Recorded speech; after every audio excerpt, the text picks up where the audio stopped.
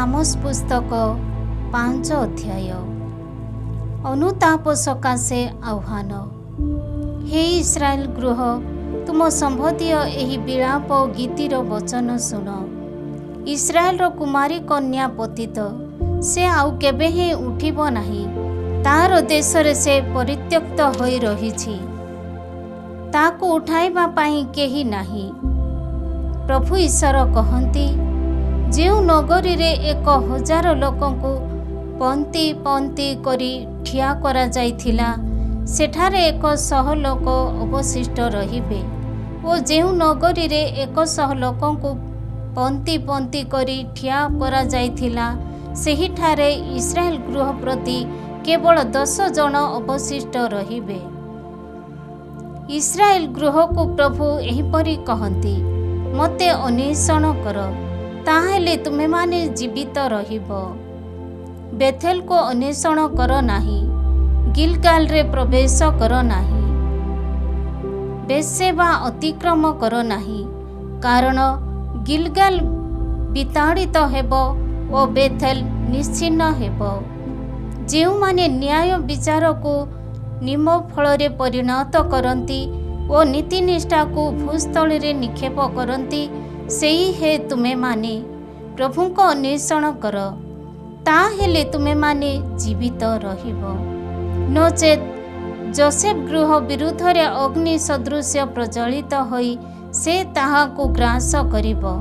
ତାହା ନିର୍ବାପିତ କରିବା ପାଇଁ ବେଥେଲରେ କେହି ସକ୍ଷମ ହେବ ନାହିଁ।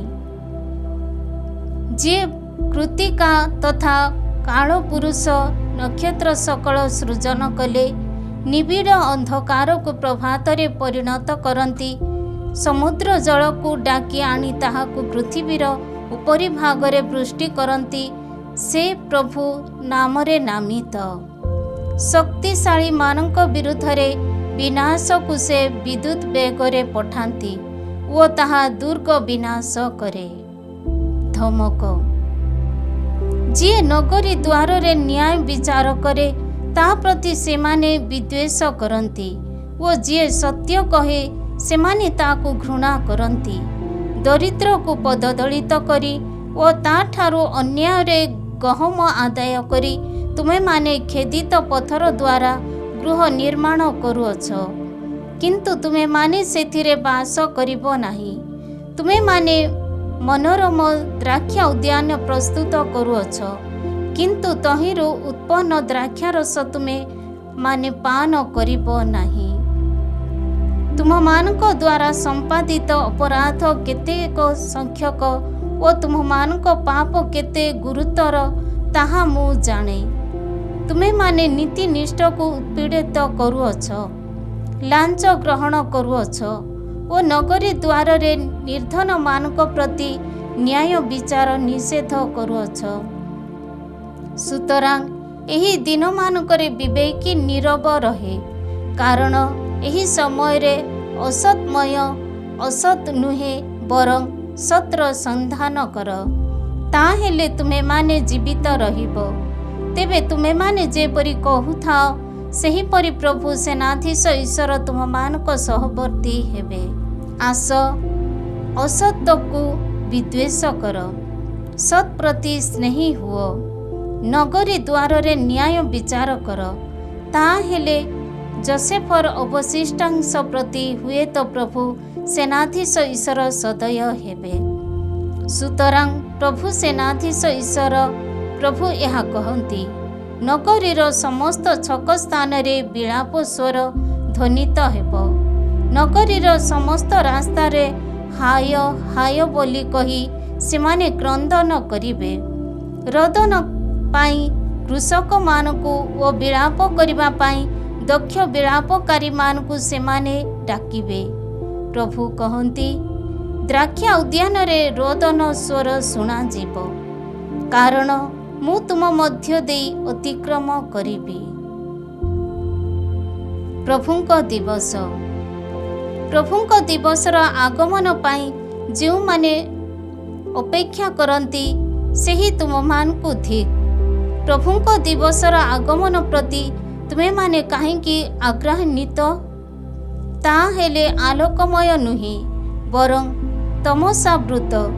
ସିଂହ କବଳରୁ ରକ୍ଷା ପାଇଁ ଯିଏ ଭଲ୍ଲୁକର ସାକ୍ଷାତ ପାଏ, ତା ସଦୃଶ କିମ୍ବା ଗୃହରେ ପ୍ରବେଶ କରି କାନ୍ଥ ପାର୍ଶ୍ୱରେ ଆଉଜିବା ବେଳେ ଯିଏ ସର୍ପ ଦ୍ୱାରା ଦଂଶିତ ହୁଏ, ତା ସଦୃଶ ତାହା ହେବ।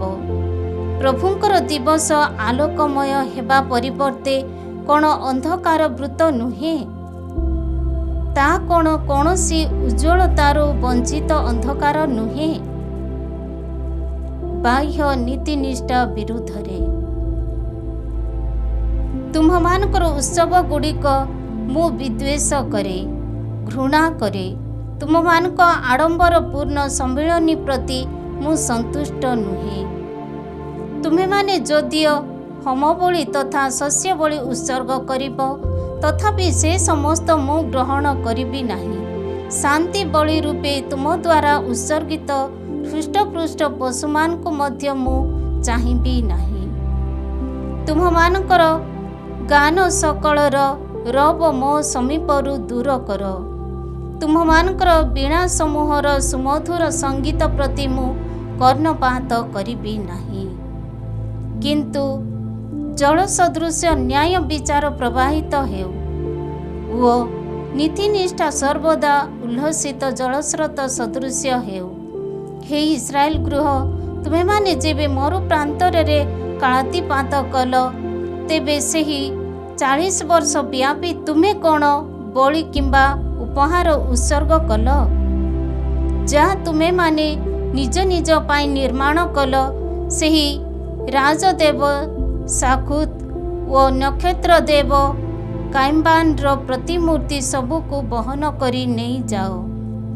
ସୁତରାଂ ତୁମମାନଙ୍କୁ ନିର୍ବାସିତ କରି ଦାମାସ୍କସର ଅପର ପାର୍ଶ୍ୱକୁ ମୁଁ ପଠାଇବି। ସେନାଧୀଶ ଈଶ୍ୱର ନାମରେ ନାମିତ ପ୍ରଭୁ ଏହିପରି କହିଅଛନ୍ତି। 6 ଅଧ୍ୟାୟ। ରକ୍ଷା ସମ୍ବନ୍ଧରେ ବ୍ୟର୍ଥ ଆଶା। ଯେଉଁମାନେ ସିୟନରେ ଆମୋଦ ପ୍ରମୋଦରେ ଲିପ୍ତ ହୁଅନ୍ତି, ଯେଉଁମାନେ ସାମାରିଆର ପର୍ବତରେ ସୁରକ୍ଷିତ ଅବସ୍ଥା ଅନୁଭବ କରନ୍ତି, ଯେଉଁମାନେ ଜାତିଗଣ ମଧ୍ୟରେ ଏହି ଦେଶର ବିଖ୍ୟାତ ବ୍ୟକ୍ତି ଅଟନ୍ତି ଓ ଯେଉଁମାନଙ୍କ ନିକଟରେ ଇସ୍ରାଏଲ ସାହାଯ୍ୟ ପାଇଁ ଯାଏ, ସେହି ତୁମମାନଙ୍କୁ ଧିକ୍। କାଲନେରକୁ ଯାତ୍ରା କରି ତୁମେମାନେ ନିରୀକ୍ଷଣ କର। ସେଠାରୁ ମହତ୍ତ୍ୱପୂର୍ଣ୍ଣ ହାମତକୁ ଓ ତତ୍ପରେ ଫିଲିସ୍ତୀୟମାନଙ୍କ ଗାତକୁ ପ୍ରସ୍ଥାନ କର। ସେ ସମସ୍ତ କ'ଣ ଏହି ରାଜ୍ୟ ସକଳ ଅପେକ୍ଷା ଅଧିକ ଶ୍ରେଷ୍ଠତର?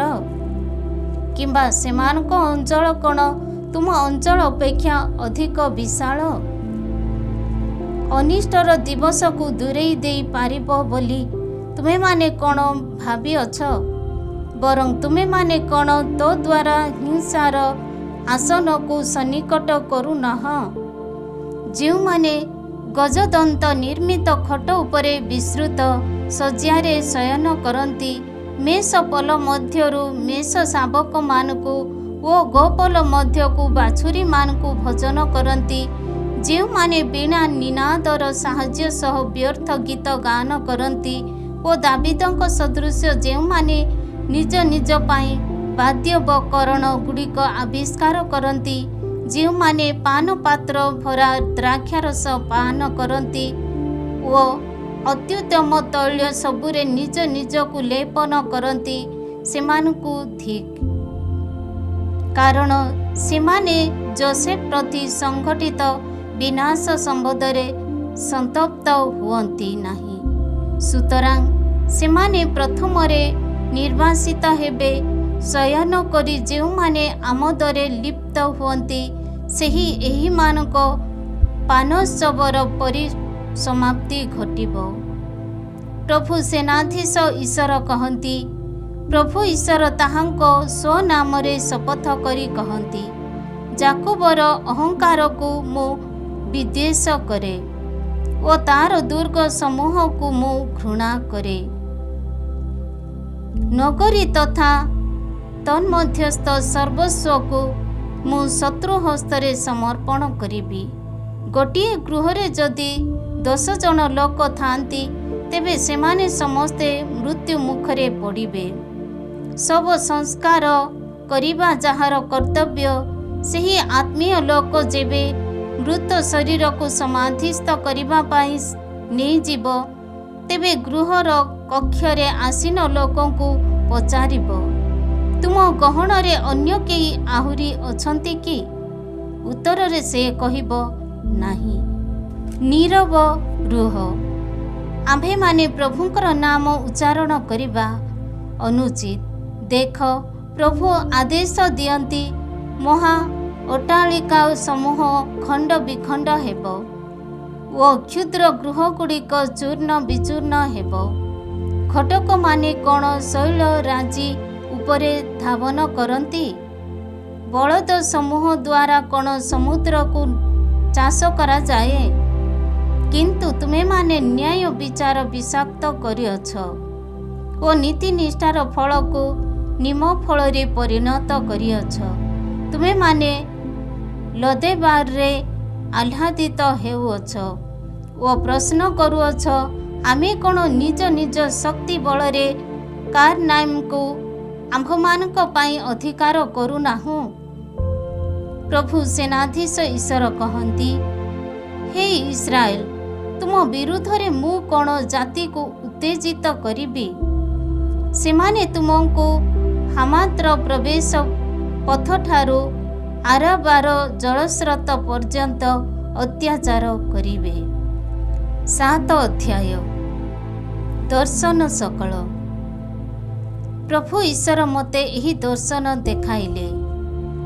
ତୃଣ କଟାଯାଇ ପୁନରାୟ ଅଙ୍କୁରିତ ହେବାବେଳେ ଦେଖ, ପ୍ରଭୁ ପଙ୍ଗପାଳ ଦଳ ସୃଷ୍ଟି କରିଅଛନ୍ତି, ଆଉ ରାଜାଙ୍କ ଇଚ୍ଛାନୁସାରେ ତୃଣ କଟାଗଲା। ପରେ ତାହା ହୋଇଥିଲା, ଦେଶର ସମଗ୍ର ତୃଣକୁ ସେମାନେ ଯେତେବେଳେ ଆହାର କରି ସମାପ୍ତ କଲେ, ସେତେବେଳେ ମୁଁ କହିଲି, ପ୍ରଭୁ ହେ ଈଶ୍ୱର, କ୍ଷମା ଦେବା ପାଇଁ ମୁଁ ନିବେଦନ କରେ। ଯାକୋବ କିପରି ତିଷ୍ଠି ରହିପାରିବ? ସେ ଅତି କ୍ଷୁଦ୍ର। ତହୁଁ ପ୍ରଭୁ ସେ ସମ୍ବନ୍ଧରେ ଅନୁତପ୍ତ ହେଲେ ଓ କହିଲେ, ଏହା କଦାପି ହେବ ନାହିଁ। ପ୍ରଭୁ ଈଶ୍ୱର ମୋତେ ଏକ ଦର୍ଶନ ଦେଖାଇଲେ। ଦେଖ, ଅଗ୍ନିକୁ ଡାକି ପ୍ରଭୁ ଈଶ୍ୱର ଦଣ୍ଡ ଦେବାକୁ ପ୍ରସ୍ତୁତ ହେଲେ ଓ ସେହି ଅଗ୍ନି ଯେବେ ଅଗାଧ ସମୂହ ଗ୍ରାସ କଲା, ତେବେ ମୁଁ ଦେଖିବାକୁ ପାଇଲି ଯେ ତାହା ଭୂସ୍ଥଳୀ ଦହନ କରିବାକୁ ଆରମ୍ଭ କରୁଛି। ସେ ସମୟରେ ମୁଁ କହିଲି, ପ୍ରଭୁ ହେ ଈଶ୍ୱର, କ୍ଷାନ୍ତ ହେବା ପାଇଁ ମୁଁ ଅନୁନୟ କରେ। ଯାକୋବ କିପରି ତିଷ୍ଠି ରହିପାରିବ? ସେ ଅତି କ୍ଷୁଦ୍ର। ତହୁଁ ପ୍ରଭୁ ସେ ସମ୍ବନ୍ଧରେ ଅନୁତପ୍ତ ହେଲେ ଓ କହିଲେ, ଏହା ମଧ୍ୟ ହେବ ନାହିଁ।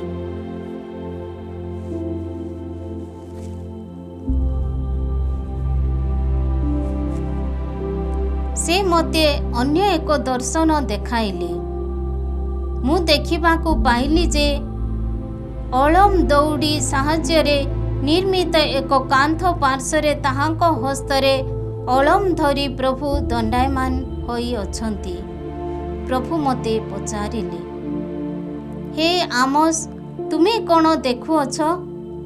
ଉତ୍ତରରେ ମୁଁ କହିଲି, ଏକ ଅଳମ। ପ୍ରଭୁ ପୁନରାୟ କହିଲେ, ଦେଖ, ମୋର ସୃଜନ ଇସ୍ରାଏଲ ମଧ୍ୟରେ ମୁଁ ଏକ ଅଳମ ସ୍ଥାପନ କରିବି। ମୁଁ ଆଉ କେବେ ହେ ସେମାନଙ୍କୁ ବୃଥାରେ ଛାଡ଼ିଦେବି ନାହିଁ। ଇସାକର ଉଚ୍ଚ ପୂଜାସ୍ଥଳୀ ସମୂହ ମୁଁ ବିନାଶ କରିବି ଓ ଇସ୍ରାଏଲର ପବିତ୍ର ଆଳୟ ସକଳ ମୁଁ ଧ୍ୱଂସ କରିବି। ଏକ ଖଡ଼୍ଗ ସହିତ ମୁଁ ଜେରୋବୋଆମଙ୍କ ଗୃହ ବିରୁଦ୍ଧରେ ଆସିବି। ବେଥେଲରୁ ଆମୋସଙ୍କର ବହିଷ୍କରଣ। ସେତେବେଳେ ବେଥେଲରୁ ପୁରୋହିତ ଆମୋସିଆ ଇସ୍ରାଏଲର ରାଜା ଜେରୋବୋଆମଙ୍କ ପାଖକୁ ଲୋକ ପଠାଇ କହିଲା, ଇସ୍ରାଏଲ ଗୃହ ମଧ୍ୟରେ ଆମୋସ ତୁମ ବିରୁଦ୍ଧରେ ଚକ୍ରାନ୍ତ କରିଅଛନ୍ତି। ଦେଶ ତାଙ୍କ ବଚନ ସହି ପାରୁନାହିଁ, କାରଣ ଆମୋସ ଏହିପରି କହିଅଛନ୍ତି, ଜେରୋବାମ୍ ଖଡ଼୍ଗରେ ନିହତ ହେବେ ଓ ଇସ୍ରାଏଲକୁ ସ୍ୱଦେଶରୁ ପ୍ରସ୍ଥାନ କରି ନିର୍ବାସିତ ହେବାକୁ ପଡ଼ିବ। ପୁଣି ଆମାସିଆ ଆମୋସଙ୍କୁ କହିଲା, ହେ ଦୂରଦର୍ଶୀ, ଯୁଦାକୁ ପଳାୟନ କର, ସେଠାରେ ପ୍ରବଚନ ଦେଇ ତୁମର ରୁଟି ଅର୍ଜନ କର, କିନ୍ତୁ ଆଉ କେବେ ହେଁ ବେଥେଲରେ ପ୍ରବଚନ ଦିଅ ନାହିଁ, କାରଣ ଏହା ରାଜାଙ୍କର ପବିତ୍ର ଆଳୟ ତଥା ରାଜ୍ୟର ମନ୍ଦିର ଅଟେ। ଉତ୍ତରରେ ଆମୋସ ଆମାସିଆଙ୍କୁ କହିଲେ, ମୁଁ ଜଣେ ପ୍ରବକ୍ତା ନୁହେଁ କିମ୍ବା ପ୍ରବକ୍ତାଙ୍କର ପୁତ୍ର ନୁହେଁ, ବରଂ ମୁଁ ଜଣେ ମେଷପାଳକ ତଥା ସିକାମୋର ବୃକ୍ଷଗୁଡ଼ିକର କୃଷକ ଅଟେ। ମେଷପଲ ଚରାଇବା ବେଳେ ମୋତେ ଡାକି କହିଲେ, ଯାଅ, ମୋର ସୃଜନ ଇସ୍ରାଏଲ ପ୍ରତି ପ୍ରବଚନ ଦିଅ। ସୁତରାଂ ବର୍ତ୍ତମାନ ପ୍ରଭୁଙ୍କ ବଚନ ଶୁଣ। ତୁମେ କହିଅଛ, ଇସ୍ରାଏଲ ବିରୁଦ୍ଧରେ ପ୍ରବଚନ ଦିଅ ନାହିଁ କିମ୍ବା ଇସାକର ଗୃହ ବିରୁଦ୍ଧରେ ପ୍ରଚାର କର ନାହିଁ। ସୁତରାଂ ପ୍ରଭୁ ଏହା କହନ୍ତି, ତୁମେ ପତ୍ନୀ ନଗରୀରେ ଏକ ଗଣିକା ରୂପେ ପରିଚିତ ହେବ ଓ ତୁମ ତଥା କନ୍ୟାମାନେ ଖଡ଼୍ଗରେ ପତିତ ହେବେ। ତୁମର ଭୂସ୍ଥଳୀ ମାପ ହୋଇ ବିଭାଜିତ ହେବ ଓ ତୁମେ ନିଜେ ଏକ ଅଶୁଚି ଦେଶରେ ମୃତ୍ୟୁବରଣ କରିବ। ଇସ୍ରାଏଲକୁ ସ୍ୱଦେଶରୁ ପ୍ରସ୍ଥାନ କରି ନିର୍ବାସିତ ହେବାକୁ ପଡ଼ିବ। 8 ଅଧ୍ୟାୟ ଇସ୍ରାଏଲର ବିନାଶ ସମ୍ବନ୍ଧୀୟ ଏକ ଦର୍ଶନ। ପ୍ରଭୁ ଈଶ୍ୱର ମୋତେ ଏହି ଦର୍ଶନ ଦେଖାଇଲେ। ଏକ ଟୋକେଇପୂର୍ଣ୍ଣ ଗ୍ରୀଷ୍ମକାଳୀନ ଫଳ ମୁଁ ଦେଖିବାକୁ ପାଇଲି।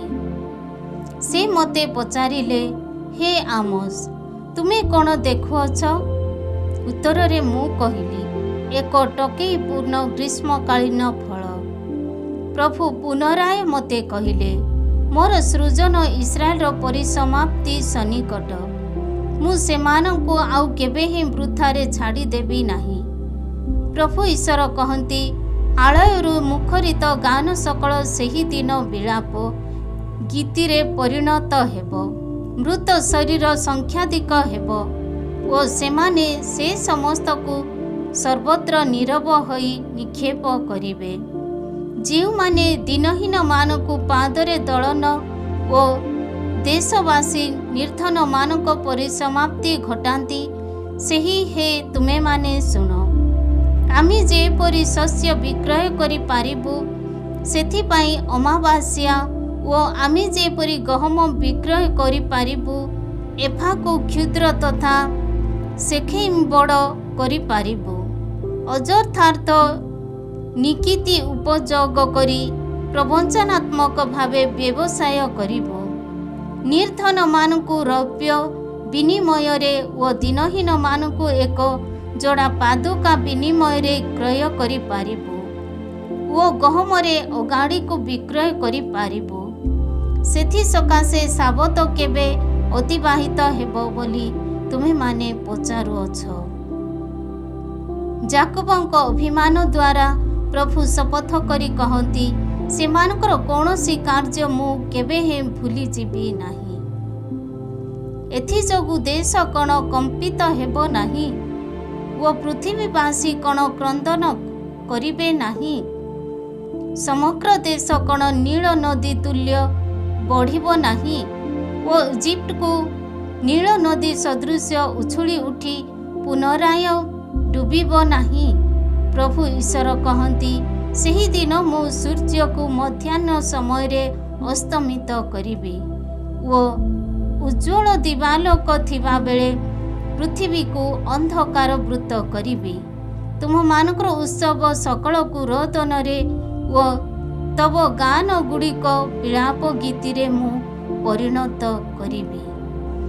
କୋଟି ଦେଶରେ ସମସ୍ତଙ୍କୁ ମୁଁ ଚଟବସ୍ତ୍ର ପରିହିତ କରାଇବି ଓ ସମସ୍ତଙ୍କର ମସ୍ତକ ଲଣ୍ଡିତ ହେବାକୁ ଦେବି। ତାହା ଏକଜାତ ପୁତ୍ର ସକାଶେ ଉଦ୍ଦିଷ୍ଟ ଏକ ରୋଦନ ତୁଲ୍ୟ ହେବ ଓ ତହିଁରେ ଶେଷକୁ ଏକ ତିକ୍ତତାପୂର୍ଣ୍ଣ ଦିନ ତୁଲ୍ୟ ହେବା ପାଇଁ ମୁଁ ସୁଯୋଗ ସୃଷ୍ଟି କରିବି। प्रभु ईश्वर कहती, एपरी दिन सकल आसुअछि जेबे मु पृथ्वी उपरकु एक दुर्भिक्ष पठाइबी। ताहा खाद्य पदार्थरे एक दुर्भिक्ष किंबा जलपान पाई एक तृषा नुहे, बरं प्रभुଙ୍କ वचनरे एक दुर्भिक्ष हेबो। एक समुद्र ठारू अन्य एक समुद्र पर्यंत, उत्तर दिगरु पूर्व दिग पर्यंत सेमाने परिभ्रमण करिवे। प्रभुଙ୍କର वचन अन्वेषण करी सेमाने उच्चस्ततः धाइबे, किंतु ताहार संधान पाइबे नाही। ସେହି ଦିନ ତୃଷାତୁର ହୋଇ ସୁନ୍ଦରୀ କୁମାରୀ କନ୍ୟାମାନେ ଓ ଯୁବକଗଣ ମୂର୍ଚ୍ଛିତ ହେବେ। ହେ ଦାନ, ତୁମେ ଦେବ ନାମରେ ଓ ବେର୍ସେବାର ମାର୍ଗ ନାମରେ ବୋଲି କହି ଯେଉଁମାନେ ସାମାରିଆର ଆସିମ୍ ଦେବ ନାମରେ ଶପଥ କରିବେ, ସେମାନେ ନିପତିତ ହେବେ, ସେମାନେ ଆଉ କେବେ ହିଁ ଉଠିବେ ନାହିଁ। 9 ଅଧ୍ୟାୟ ପବିତ୍ର ଆଳୟର ପତନ ସମ୍ବନ୍ଧୀୟ ଦର୍ଶନ। ବଳିପୀଠ ସମୀପରେ ପ୍ରଭୁଙ୍କୁ ଦଣ୍ଡାୟମାନ ହୋଇଥିବା ମୁଁ ଦେଖିବାକୁ ପାଇଲି। ସେ କହିଲେ, ଯେ ପର୍ଯ୍ୟନ୍ତ ମଣ୍ଡପ ନ ଦୋହଲିଛି ସେ ପର୍ଯ୍ୟନ୍ତ ମୁକୁଳ ସମୂହକୁ ଆଘାତ କର ଓ ଜନତାର ମସ୍ତକ ଉପରେ ସେ ସମସ୍ତ ପଡ଼ିବାକୁ ଦିଅ। ଯେଉଁମାନେ ଅବଶିଷ୍ଟ ରହିବେ ସେମାନଙ୍କୁ ମୁଁ ଖड्गରେ ବଧ କରିବି। ସେମାନଙ୍କ ମଧ୍ୟରୁ କେହି ଜଣେ ପଳାୟନ କରିବ ନାହିଁ କିମ୍ବା କେହି ଜଣେ ରକ୍ଷା ପ୍ରାପ୍ତ ହେବ ନାହିଁ। ସେମାନେ ଖଳି ଯଦିଓ ପାତାଳକୁ ଅବତରଣ କରିବେ, ତଥାପି ମୋର ହସ୍ତ ସେମାନଙ୍କୁ ଅଧିକାର କରିବ। ଯଦିଓ ଆକାଶକୁ ସେମାନେ ଆରୋହଣ କରିବେ, ତଥାପି ସେମାନଙ୍କୁ ସେଠାରୁ ଟାଣି ମୁଁ ଅବତରଣ କରାଇବି। ଯଦିଓ ସେମାନେ କାର୍ମେଲର ଶୀର୍ଷରେ ନିଜ ନିଜକୁ ଗୁପ୍ତ କରି ରଖିବେ, ତଥାପି ସନ୍ଧାନ କରି ମୁଁ ସେମାନଙ୍କୁ ସେଠାରେ ଅଧିକାର କରିବି। ମୋର ଦୃଷ୍ଟିରୁ ନିଜ ନିଜକୁ ଗୁପ୍ତ କରି ଯଦିଓ ସେମାନେ ସମୁଦ୍ର ଗର୍ଭରେ ରହିବେ, ତଥାପି ମୁଁ ସର୍ପକୁ ଆଦେଶ ଦେବି ଓ ତାହା ସେମାନଙ୍କୁ ଦଂଶନ କରିବ। ଶତ୍ରୁଗଣ ଯଦିଓ ସେମାନଙ୍କୁ ପ୍ରବାସୀ ସ୍ୱରୂପ ନେଇଯିବେ, ତଥାପି ମୁଁ ଖड्गକୁ ଆଦେଶ ଦେବି ଓ ତାହା ସେମାନଙ୍କୁ ନିଧନ କରିବ। ସେମାନଙ୍କ ମଙ୍ଗଳ ପାଇଁ ନୁହେଁ, ବରଂ ସେମାନଙ୍କ ଅନିଷ୍ଟ ପାଇଁ ମୁଁ ସେମାନଙ୍କ ଉପରେ ମୋର ଦୃଷ୍ଟି ନିକ୍ଷେପ କରିବି। ପ୍ରଭୁ ସେନାଧୀଶ ଈଶ୍ୱର ଯେତେବେଳେ ପୃଥିବୀକୁ ସ୍ପର୍ଶ କରନ୍ତି, ସେତେବେଳେ ତାହା ତରଳିଯାଏ ଓ ତନ୍ମଧ୍ୟବାସୀ ସମସ୍ତେ କ୍ରନ୍ଦନ କରନ୍ତି। ସମଗ୍ର ନୀଳ ନଦୀ ସଦୃଶ୍ୟ ତାହା ଆନ୍ଦୋଳିତ ହୁଏ ଓ ଇଜିପ୍ଟର ନୀଳ ନଦୀ ସଦୃଶ୍ୟ ତାହା ପୁନରାୟ ବୁଡ଼ିଯାଏ। ଯିଏ ଆକାଶରେ ତାହାଙ୍କ ସମୁନ୍ନତ ମନ୍ଦିର ନିର୍ମାଣ କରନ୍ତି ଓ ପୃଥିବୀରେ ତାହାଙ୍କ ବିତାନ ସ୍ଥାପନ କରନ୍ତି, ଯିଏ ସମୁଦ୍ର ଜଳକୁ ଡାକି ତାହାକୁ ପୃଥିବୀ ଉପରେ ବୃଷ୍ଟି କରାନ୍ତି, ସେ ପ୍ରଭୁ ନାମରେ ନାମିତ। ପ୍ରଭୁ କହନ୍ତି, ହେ ଇସ୍ରାଏଲ, ତୁମେମାନେ କ'ଣ ମୋ ପ୍ରତି ଇଥିଓପିଆମାନଙ୍କ ସଦୃଶ୍ୟ ନୁହଁ? ଇସ୍ରାଏଲ ଜନତାକୁ ଇଜିପ୍ଟରୁ, ଫିଲିସ୍ତୀୟମାନଙ୍କୁ କାପ୍ତରରୁ ଓ ସିରିୟମାନଙ୍କୁ କିର୍ ଦେଶରୁ ମୁଁ କ'ଣ ଆଣି ନାହିଁ? ଦେଖ, ପ୍ରଭୁ ଈଶ୍ୱରଙ୍କର ଚକ୍ଷୁ ପାପପୂର୍ଣ୍ଣ ରାଜ୍ୟ ଉପରେ ପଡ଼ି ରହିଛି। ମୁଁ ତାହାକୁ ପୃଥିବୀକୁ ବିନାଶ କରିବି। କିନ୍ତୁ ପ୍ରଭୁ କହନ୍ତି ଯେ ଯାକୋବର ଗୃହକୁ ମୁଁ ସମ୍ପୂର୍ଣ୍ଣ ଭାବରେ ବିନାଶ କରିବି ନାହିଁ। ଜାତିଗଣ ମଧ୍ୟରେ ଇସ୍ରାଏଲ ଗୃହକୁ ଦୋହଲାଇ ଦେବା ପାଇଁ ମୁଁ ଆଦେଶ ଦେବି। ଚାଲୁଣିରେ ଚଳାଇବା ଭଳି ମୁଁ ସେମାନଙ୍କୁ ଚଳାଇବି, କିନ୍ତୁ ଏକ ବାଲୁକା କଣିକା ମଧ୍ୟ ଭୂମିରେ ପଡ଼ିବ ନାହିଁ। ମୋର ସୃଜନମାନଙ୍କ ମଧ୍ୟବାସୀ ସମସ୍ତ ପାପୀ ଖड्गରେ ନିହିତ ହେବେ, କାରଣ ସେମାନେ କେହି ଅଛନ୍ତି ଆମେ ଅନିଷ୍ଟନରେ ଅଭିଭୂତ ହେବୁ ନାହିଁ କିମ୍ବା ଆମେ ତାହାର ସମ୍ମୁଖୀନ ହେବୁ ନାହିଁ। ଇସ୍ରାଏଲର ନବୀକରଣ। ଦାବିଦଙ୍କ ଯେଉଁ ଶିବିର ପଡ଼ି ରହିଛି, ମୁଁ ତାହାକୁ ସେହି ଦିନ ଉଠାଇବି।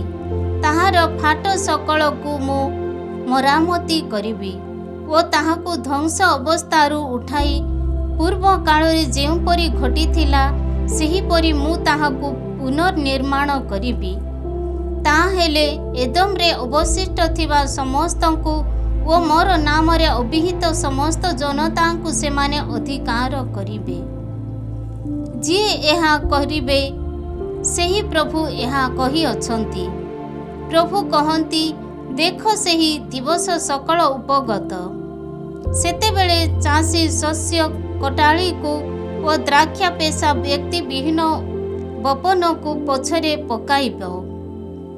ପର୍ବତ ସମୂହରୁ ନୂତନ ଦ୍ରାକ୍ଷାରସ ବିନ୍ଦୁ ବିନ୍ଦୁ ହୋଇ ପଡ଼ିବ ଓ ତାହା ସମସ୍ତ ପାହାଡ଼ ଦେଇ ପ୍ରବାହିତ ହେବ। ମୋର ସୃଜନ ଇସ୍ରାଏଲର ଐଶ୍ୱର୍ଯ୍ୟ ମୁଁ ପୁନଃ ସ୍ଥାପନ କରିବି। ବିଧ୍ୱସ୍ତ ନଗରୀ ସମୂହ ପୁନର୍ନିର୍ମାଣ କରି ସେମାନେ ସେ ସବୁରେ ବାସ କରିବେ। ଦ୍ରାକ୍ଷା ଉଦ୍ୟାନ ସକଳ ପ୍ରସ୍ତୁତ କରି ସେମାନେ ତାହାର ଦ୍ରାକ୍ଷାରସ ପାନ କରିବେ ଓ ଉଦ୍ୟାନ ସକଳ ପ୍ରସ୍ତୁତ କରି ସେମାନେ ତାହାର ଫଳ ଆହାର କରିବେ। ପ୍ରଭୁ ତୁମମାନଙ୍କର ଈଶ୍ୱର କହନ୍ତି, ସେମାନଙ୍କ ଦେଶରେ ମୁଁ ସେମାନଙ୍କୁ ରୋପଣ କରିବି। ସେମାନଙ୍କ ପ୍ରତି ମୋ ଦ୍ୱାରା ପ୍ରଦତ୍ତ ଦେଶରୁ ସେମାନେ ଆଉ କେବେ ଉତ୍ପାଟିତ ହେବେ ନାହିଁ।